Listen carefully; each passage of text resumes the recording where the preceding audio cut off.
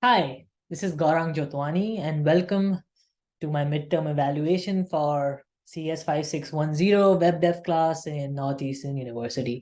So let's go over what I'm gonna. So this presentation is basically gonna be divided into four parts.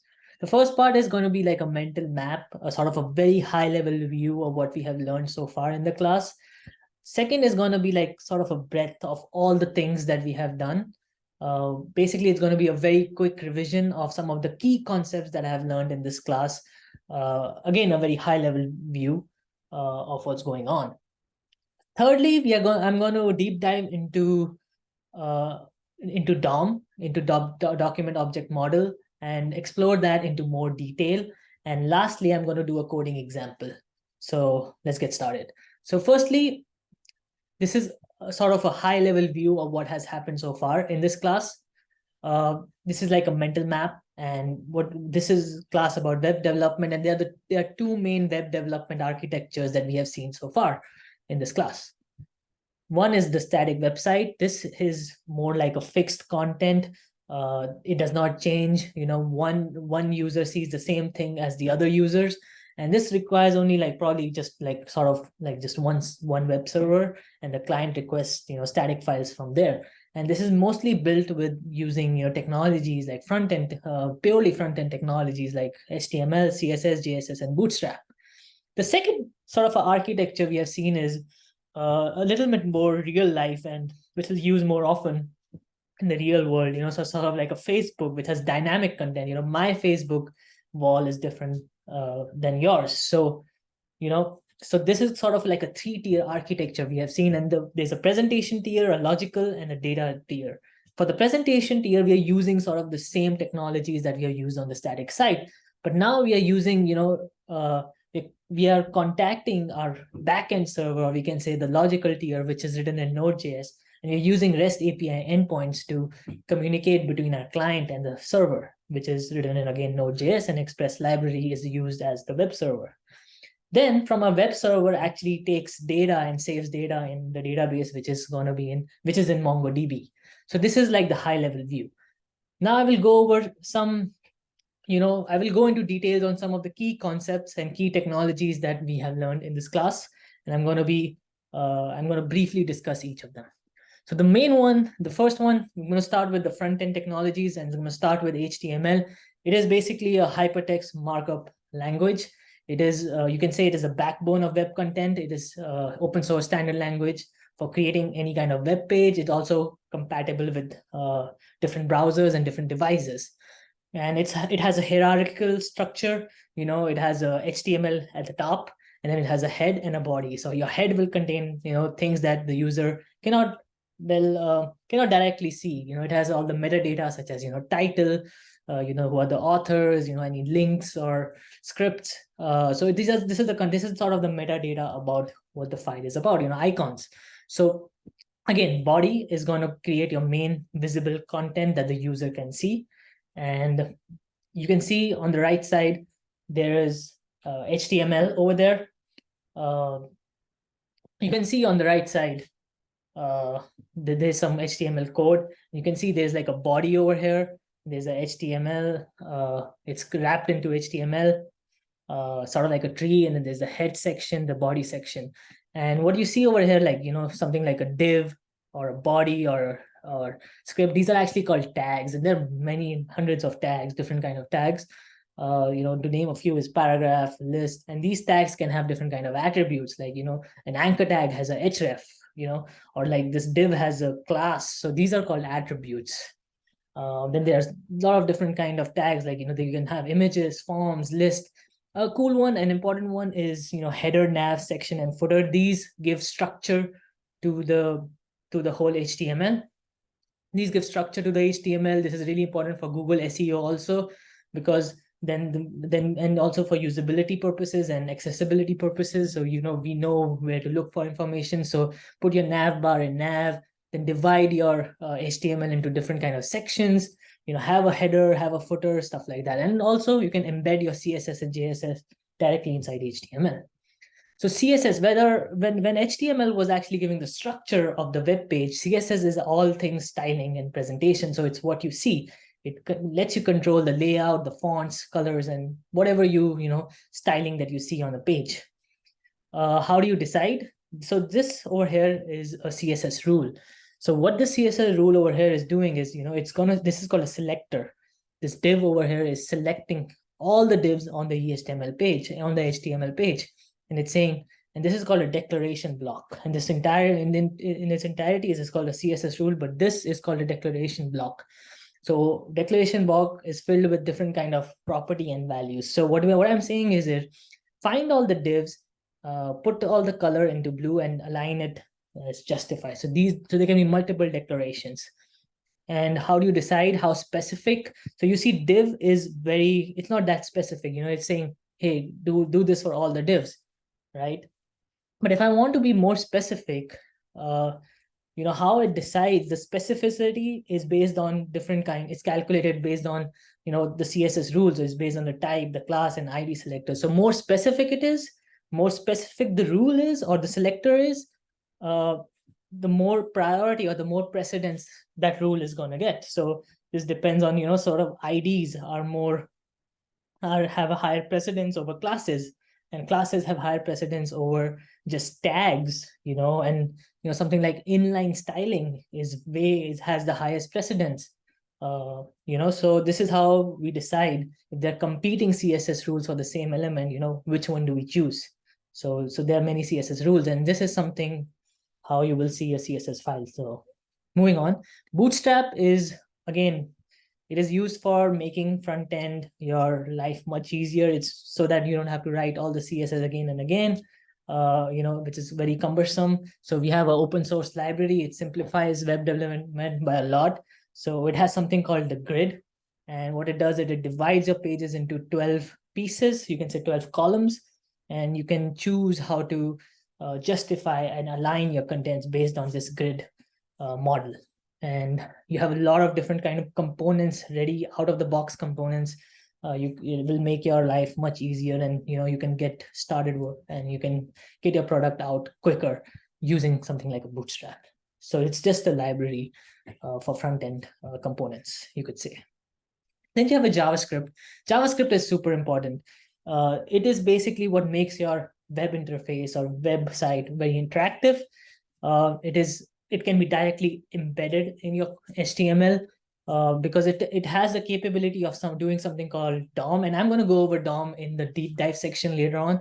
So I'm going to leave that for on. But what JavaScript does is it can manipulate, it can handle user input, it can manipulate different kind of objects, tags, everything you see on HTML, the CSS, it can manipulate that and much more. It's like your full-blown programming language on your browser that you can run. Now, there's something called CommonJS and ESX. So ESX is the newer version of JS. It has way more features. It has arrow functions, template literals, destructuring, async await. So for handling promises, so a lot of cool stuff that has been introduced in ESX. So there are two kinds of JS that you can see, that we have seen so far in this class. So moving on, now I talked about the 3-tier architecture.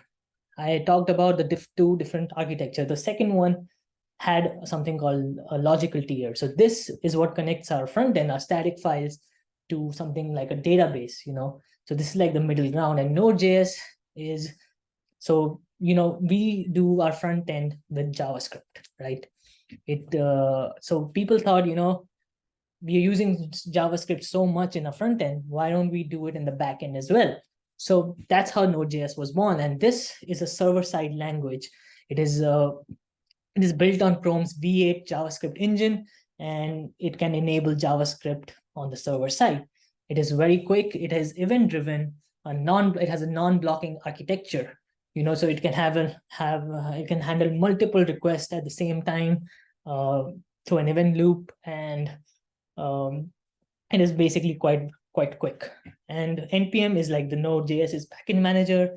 You can start a project using npm init, and you will get a package.json file which contains all the metadata about the file, all the dependencies and whatnot. So you can use that to build your Node.js projects. And you can see over here the non-blocking nature of Node.js. So fs.read file is an IO command, which takes some time. But as you can see in the console, This is not synchronous programming. This is a message is printed first, and then you can have, and then you have like your data that is being printed, right? Which is console.log later on. So this is asynchronous programming. Basically, this, you don't wait for the execution to happen, you just move on to the next line. So that is all about asynchronous programming. Okay, moving on. Then we have Express.js. This is a library, is a very famous library that we use for building web servers in Node.js. It's really cool for building REST API, quick, minimalistic architecture to build REST API endpoints. It supports common HTTP request methods. It has get, post, put, delete. So get is for retrieving your data. Post is for creating a new resource in your database or whatever data source you have. Then put is to update an existing resource. Then delete is to delete any resource in your database. Now this has something called middlewares also. These will be triggered in every request basically. Some of the common ones and the most important ones that we use are express.json, which basically parses your request and your responses as JSON objects. So makes it easier for us to basically interact with our basically makes it easier for us to code, and because parsing is done by, we don't have to do the parsing ourselves, so it makes our lives much easier. You can have express.static, which basically sends all our static files, and people can use it to see our front end. Then you have UR encoded, which basically encodes our URL so we can use it in our requests. So these are pretty helpful middlewares that we use. Moving on. Then we also learned about different kind of status codes. You have 200 are the success codes. You have 200 okay, 201 is for created, then 204 is for no content. Then 400 kind of codes are for like client-side errors. Maybe you have a bad request. You didn't send all the parameters, or it's unauthorized, or it's unauthenticated. Forbidden. Then there's 404, which is like some URL you're accessing which does not even exist, so it did not match anything. Then 500 is your client-side errors. Maybe we didn't connect to the database, so something happened wrong in the client on the server side. So that is your 500 errors. And you have the 404 here, which is the most famous error I think we know about. So lastly, we saw MongoDB. MongoDB is the database that we are using for our. It's a NoSQL database. It's super fast. It's very flexible. It has no schema. It has no relations. So it's stored as documents, and basically the schema, since there's no schema, you can basically store anything over there. You can run, so in our class, we can run it locally using our local host or something like a Compass. It runs on 27017 port, and then MongoDB Atlas can be used if you want to run it to the cloud when you want to actually deploy it. So also MongoDB supports your basic CRUD operations, create, retrieve, update, and delete. And this is what we use to store the data that is required and do our CRUD operations. And this is a small code that we have written where we actually connect our Node.js application to the MongoDB database. And we have something called stores over here. So stores is sort of like you can think of it as like a table. You can think of it as like a table in your relational database, SQL-based models. So you store basically documents in stores, and you are over here connecting to a DB on your local host using this. So that's how you can connect. Other important things learned during this during our courses, you can use prettier extension. So it's very important to have standard way of how your code looks, because JavaScript can look quite ugly. So you want to keep it standard. So that's why you use prettier extension. You can use ESLint for enforcing styling. You can use Git for version control and GitHub. So these are very important things that we have also covered in this class. And you can use, so you can use all these things. Now I'm going to deep dive into DOM. Let's make our app interactive, right? So what is DOM? I'm going to cover that right now. If you want to follow along with me, I'm going to do a little bit of coding in this section as well. So if you want to follow along with me, you can do git clone. You can clone this repository that I have here. and you can do npm install, and you can move from there. So let's do it. So what is DOM? You can think of DOM as, what's it called, is document object model. It basically is a structure of any website. It allows JavaScript to modify the view. View is what users see. So, you can see over here, we have a Google website over here. But under the hood, it actually looks something like this. It's a hierarchy. It's a hierarchical tree kind of structure. So you have your HTML at the top, then you have your head, you have your body, which are your, you can say your elements, or you can say your tags or nodes, and each nodes can have different kind of attributes or properties and events. So that is your DOM. If I go over here, I have a simple application. If you have following along, you can start it on like a HTTP server, and you can see these are your elements. This is basically your DOM. And you can also kind of, you put over here, you can see your DOM over here as well. So this will have everything that you need, that you can see. So JavaScript has the capability of modifying the DOM. It has, and moving on, you can see properties and events. So, each of the tags or each of the elements that we see over here has properties and events that can be manipulated, right? It basically, properties and events allow JavaScript to access the view, understand the view, and also modify the view. And I will give you an example of what I'm talking about. So in this file, we have something called, I've put like a silly event listener on the text input. So this is your text input over here, you can see. So if you go over here in this div, you see text input, and you can see event listeners over here. You see this input. So this is like an event that is listening for, which is the input event. If I go like this, you can see, you can console, and you can see something was input. So this has a lot of input. So if you go to properties, this has a lot of different ones that we can use. You know, and yeah, so there are many ways to actually look into it. You can do a console.dir, and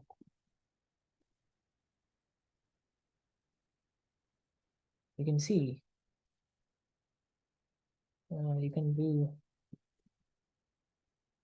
let's see, if you want to see all the attributes or all the events and properties of something, like, let's say, like a button. So I have like 6 buttons over here. So you have a bold button, right? So you can see how many of them, and you don't have to know everyone, but there are like so many of events and properties for each component, right? So moving on, how do you access the DOM, right? How do you access it is, you can select, you can get the, there are many methods for this, to actually access and search for DOM and access your children elements or children nodes. So you can, so like I said, you have the document over here, but you can go even deeper. You can get the body, and from here you can get the children, and this will actually give you a list of all the things that are inside there. So if you see our elements, you can see our body over here. And what do you see? You see a div over here and a couple of scripts, and that's what's written over there. And similarly, you can get the child node. Child node is a little bit different. It will give you more metadata as well. So it will give you more stuff like, text and all that, because as you can see, there is some gap, there's some comments over here. So it will give you more details. So as you can see, there should be some comment over here. So it will give you more details. So, but in the most usual case, you will use dot children, and you can get many different things. So if you can go, you can get first child, which actually give you a child node. So like you said, text over here.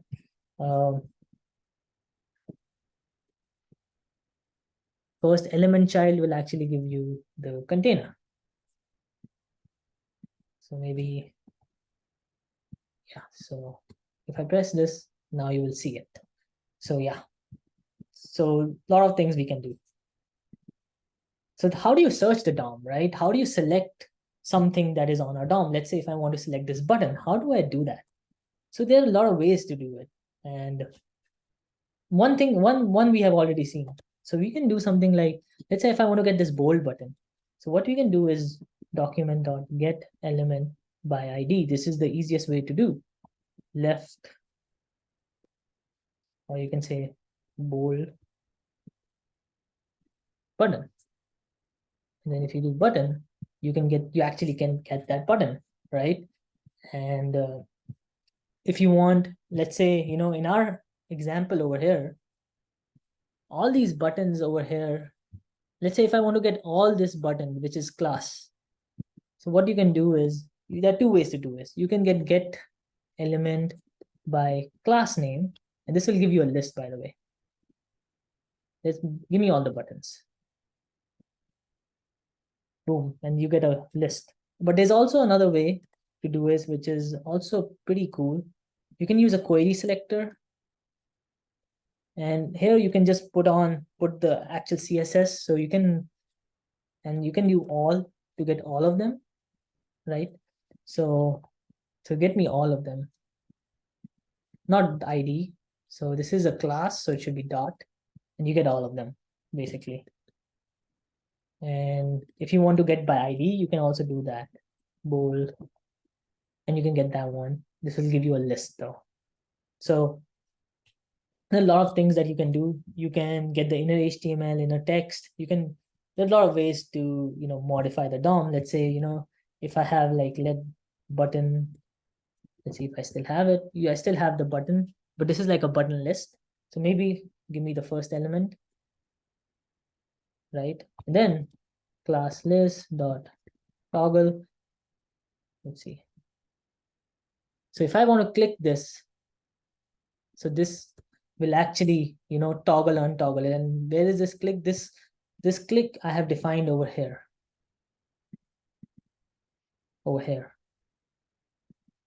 So it changes the background color basically. So basically what the toggle does is it sees the class list of whatever element that we have selected. It checks whether the class name that we have provided, is it there in the list of on the class list? Does it have this? Does it contain this? If it does, then we will remove it. But if it does not, then we will add it. So that's what, if it does not, then we will, add it. So that's what toggle is actually doing. So there are a lot of different kind of functions that we can use over here, and to do really cool things. Another thing we can do is maybe, we can, let's see. Okay. Another cool thing that I can do is we can really add elements to our page, So let me put a footer over here.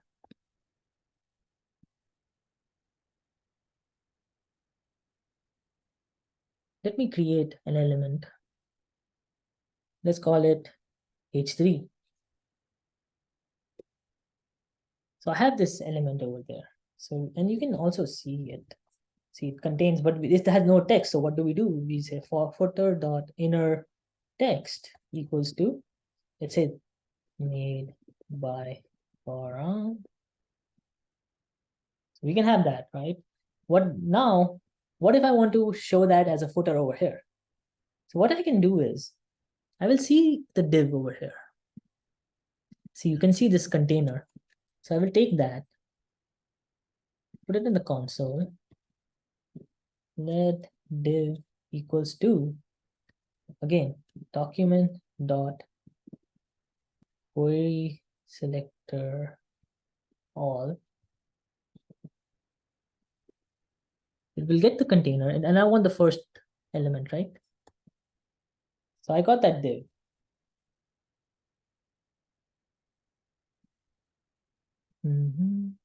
Okay, so I'm missing something. Let me clear this. What I'm missing is a dot over there, basically. So yeah, I got that div. Now I want to div dot append, and I can append a footer. You see, You can see made by Gaurang with love. So you can really play around with JavaScript and the DOM, and it's so powerful. It's fascinating, and you can really make your app very interactive using the DOM. Now there's something called BOM. So DOM is, again, it's like a tree structure. So DOM is part of the BOM. So BOM is browser object model, and it has a lot of cool features, and it's so important to understand what they do. So how do you do this? Is, let's say, so if you want to see the location, so there are some cool features that I will go really quickly by, but you can see where you are right now. So this is our local host. And you can also really do cool things. You can change it, if you want to, let's say, go to google.com, and boom, that's where we went to. Pretty crazy. Let's say if I put something here, window.location.reload. This is also pretty cool. So this reloads the page for you. And also you can go for something like window.storage. Storage. So this actually, when you're doing authentication and stuff like that, this is very important to, so you want to cache something, you want to cache the data of the user, or you want to cache some user info or the JSON authentication token. That's what you're going to use windows.storage for. So that's also pretty important to know about. So moving on, now that we have a good idea about what the DOM and the BOM is, we're gonna make our own text editor. Yeah, very cool, right? So what I want to do is, I want to very quickly, I want to finish this thing. So what I want to do is, if I enter text over here, I should be able to see the formatted text over here, and I should be able to do things with it. Like, if I want to bold it, if I want to italicize it, I should be able to format it. I should be able to right align, center align, and left align it based on whatever I pressed. I should also be able to see what features I have already pressed, because otherwise I wouldn't know how to toggle it. So we want to build sort of a nice user interface and a nice user text editor. So let's see how we can do that. So I'm going to open the script.js. I have already added one event listener over here, a dummy one, to show an example, but this doesn't really do anything. So what this is really actually doing right now, it's getting an element by ID, which is text input. So what was your text input? Text input is basically nothing, but this is your text input right now. So that's what it's doing. It's getting that element by text input. It's adding an event listener. Event listener is basically listening for events. So now, input is an event, or click is an event. So whenever this event happens on this object, the events that we saw earlier when we were discussing DOM, it was going to listen for it, and it's going to play this function, or it's going to run this function whenever that event actually happens. So what I want to do is, I want to get the text of this, because I want to show this in the formatted area as well, right? So let me get that real quick. Text input dot value. And what I will do is document dot get element by ID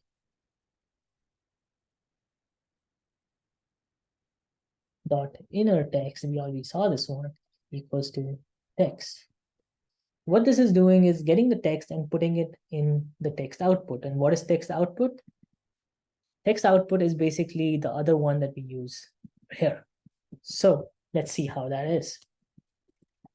So wow, it's pretty cool. So whenever I type something, we get a value over there. Now I want to do more stuff with it, right? I want to bold it, italicize it, and underline it. So let's see how we can do that. So again, we're going to do something similar.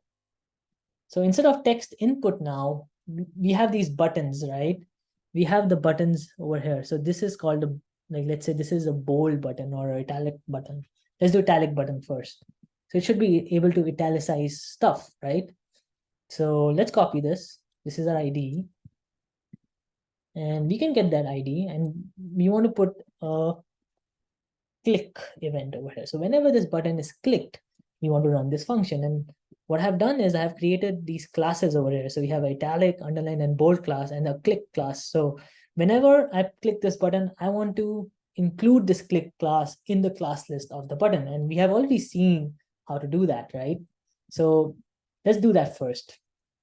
Let's get that button first. So let button equals to document dot get element by ID. Let's get this button. Once we have that button, I want to toggle this class, right?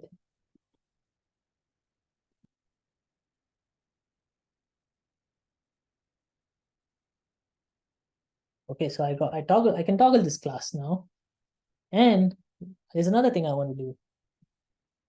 I want to also get my similar as this one. I want to get this element of output text. But instead of inner text now, what I want to do is I want to toggle the class italic, right? Like discussed earlier. So let's see what happens. So let's say if I say hello, okay, there's some error, and toggle is not a function, 941. Okay, so ninth character, and we're getting some error. We cannot do toggle, obviously. We have to go classless dot toggle, right? Let's see again. So now it is working just fine.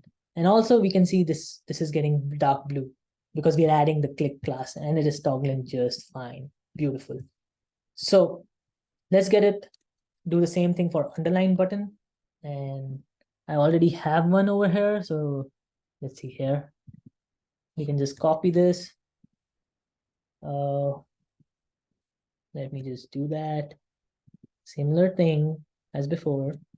And now I will just do that. So now I can underline it. I can italicize it both together. Great. Now let's do that for bold as well, but we'll do it a little differently. We won't use toggle this time. Let's do it a little differently. Let's call it bold. We can do this one normally with toggle, but there are other ways to do it as well. So let's do that right now. So we can do button, not bold. So button dot. So once we get that, we can say button dot. Okay, this we can do the same thing as before, like I said. Okay, this is fine. But let's do this part differently. So let's get the text output first. Let output text equals to, let's just get this and store it like this. Now we say if output text dot contains or dot class list dot contains, if it contains the bold class, we want to remove it then, right? How do we remove it? We saw that earlier when we were doing a presentation. We can just do dot remove. Else,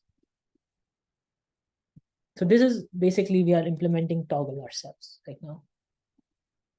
We can add it. So something like this.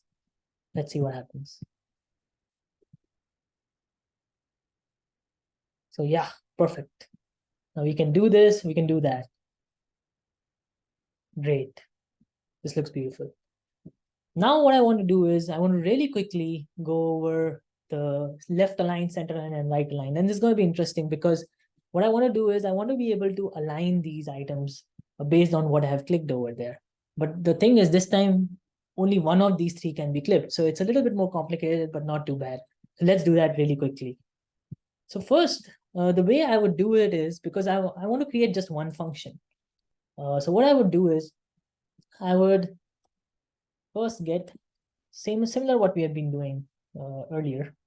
So let's get that.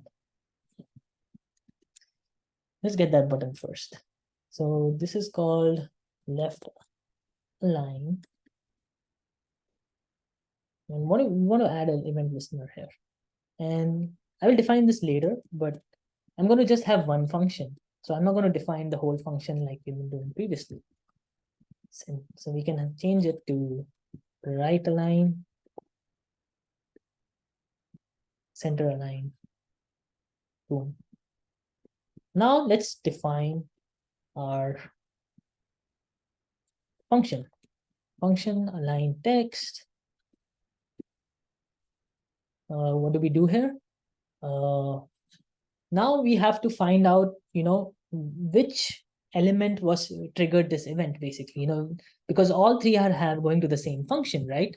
So the way one easy idea to do it would be to make a separate attribute over here. So what you can do is id, instead of, you can have another attribute like, align type, and let's call it left.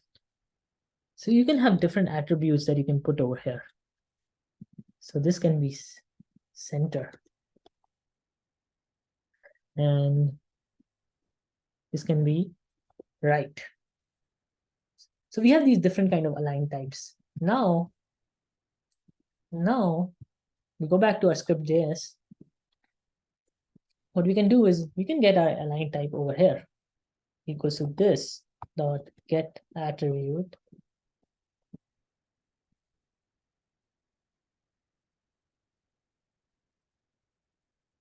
So this basically, this comes from our event listener. So when we call it, this will have all the event details of our event, and we can use get attribute to actually get our align time that we just so, and I can prove that to you right now.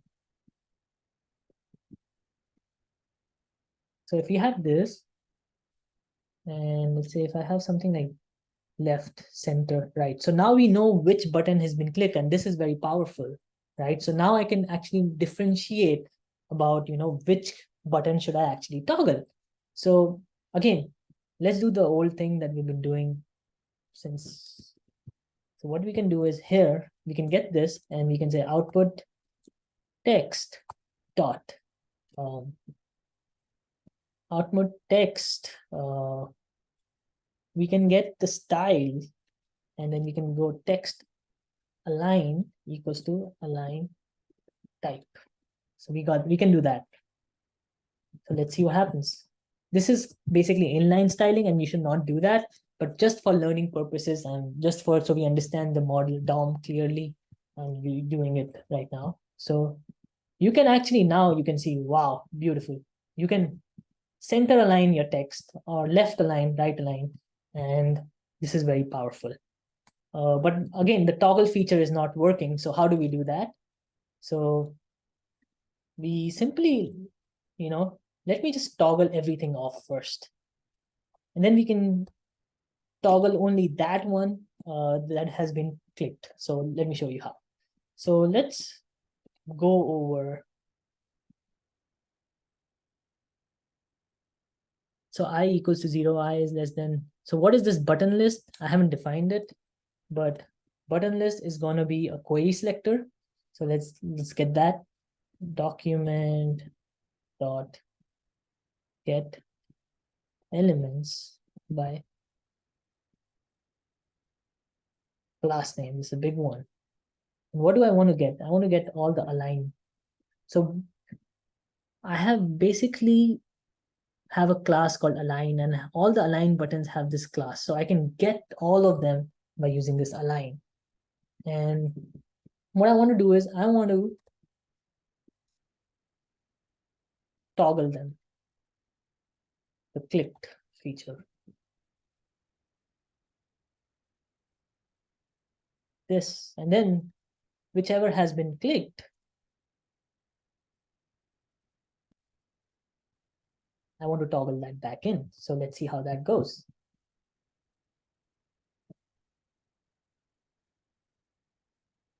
Let's see. There's some error, and 39. So line 39. there's some error. Let's see what the error is. Oh, okay.